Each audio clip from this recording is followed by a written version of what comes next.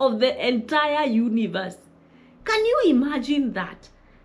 First, my friends, the Bible defines how we look. Humanity, like I said, was created in the image of God, reflecting his glory and his dignity. That means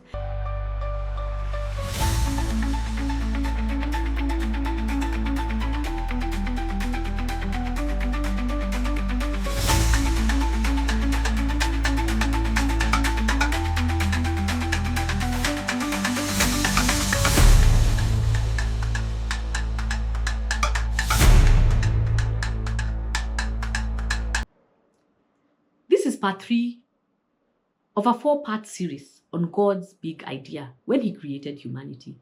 In the last 2 videos, I have shared what God's intention was when he created humanity and placed him here on earth. This is basically why he created you and why he placed you here on earth.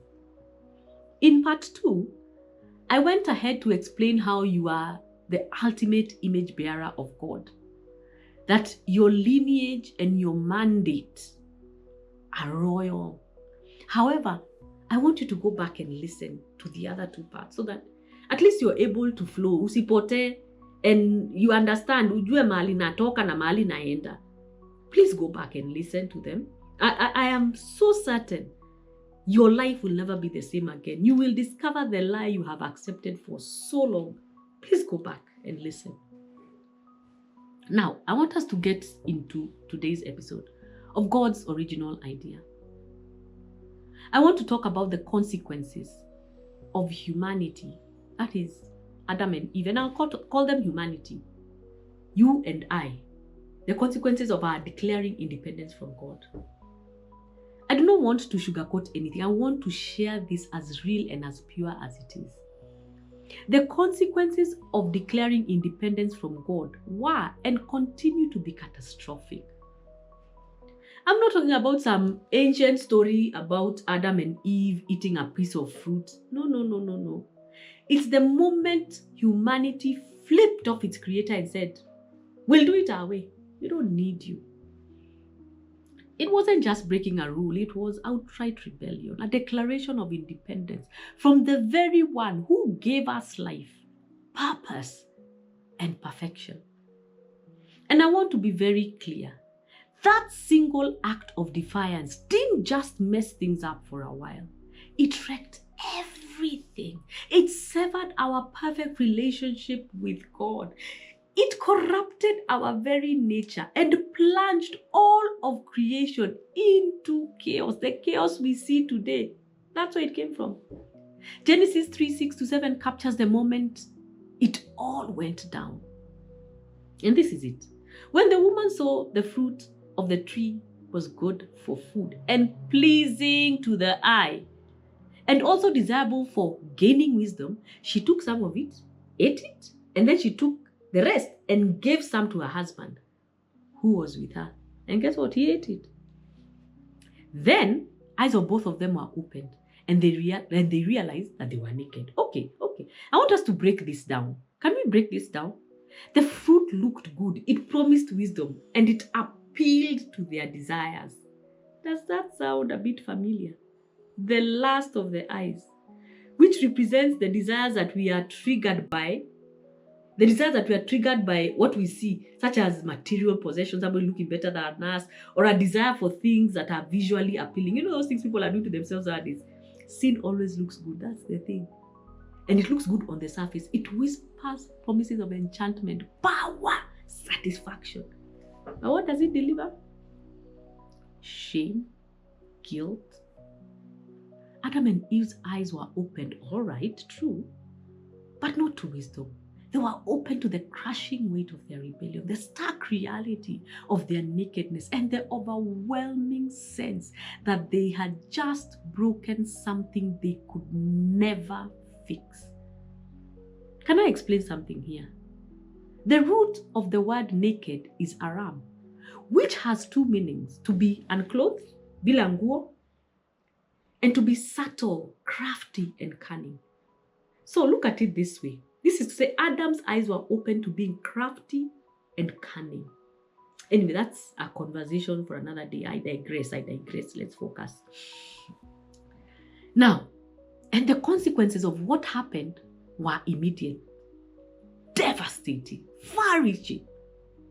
Now, let's start with the first one, which is humanity's moral and spiritual corruption.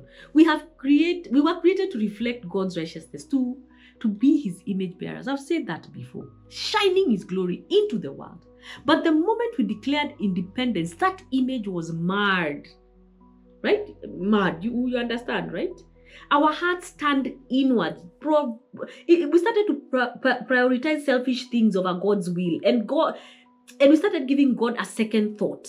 And we started thinking God is a theological concept. This corruption is the root of every single lie, every act of violence, every injustice, every broken relationship.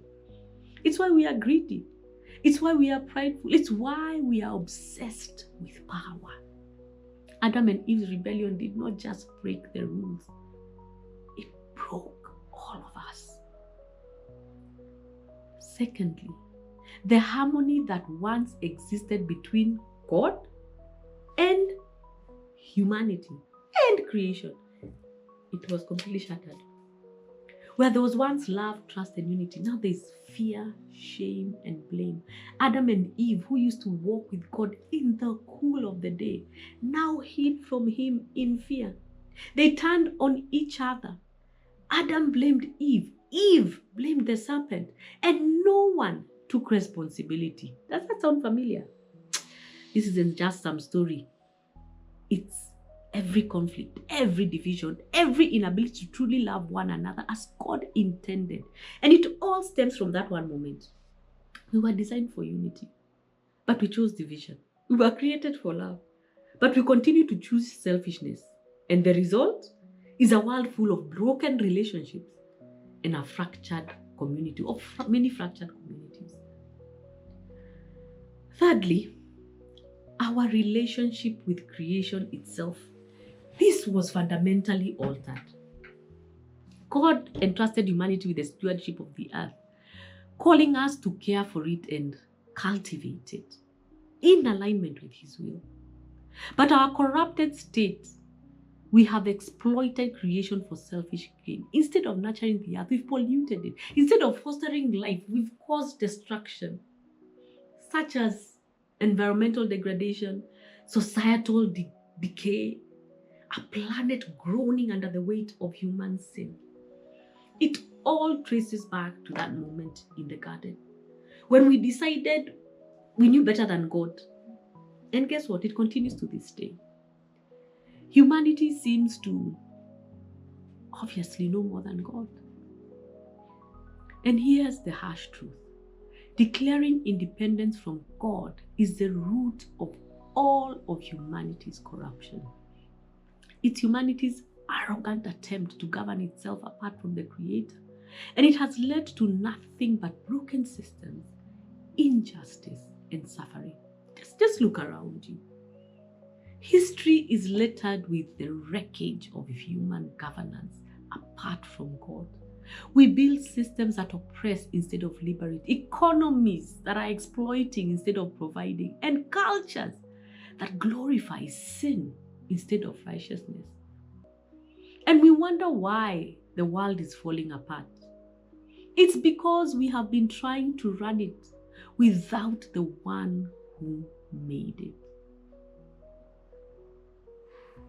My friends, this is not just about Adam and Eve. It's about you. It's about me. Every time we choose our own way over God's, we echo that rebellion. Every act of pride, every decision to prioritize self over others, every moment of disobedience is a declaration of independence from the one who created us. And the consequences are always the same. Corruption, broken relationships, and a world that suffers under the weight of our sin. But here's the part that should really make you stop and think. You and I have accepted this life for so long. We have bought into the idea that independence from God is freedom. that doing things our way is better than submitting to his authority. Honestly, where has this gotten us? Nowhere. We've been duped into believing that God's authority is restrictive, when in reality, it's the only thing that can set us free. Independence from God isn't liberation, it's destruction, it's chaos, it's death.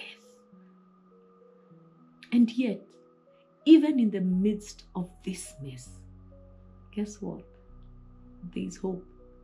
God didn't abandon humanity to its rebellion. The story of the fall is also the beginning of the story of redemption, a story that finds its fulfillment in Jesus Christ. But let's not gloss over the consequences of our rebellion. Let's not pretend that declaring independence from God doesn't come with a cost, because it does. It's time to wake up to the lie we have been living and recognize the desperate need for humanity to return to its Creator. Only in submission to God's authority can we find healing, restoration, and the fullness of life we were created to experience. So, I want to ask you a question as I come to a close. How much longer are you going to live the lie? How much longer are you going to pretend that independence from God is working? You know the truth. It's not. It never has. It never will.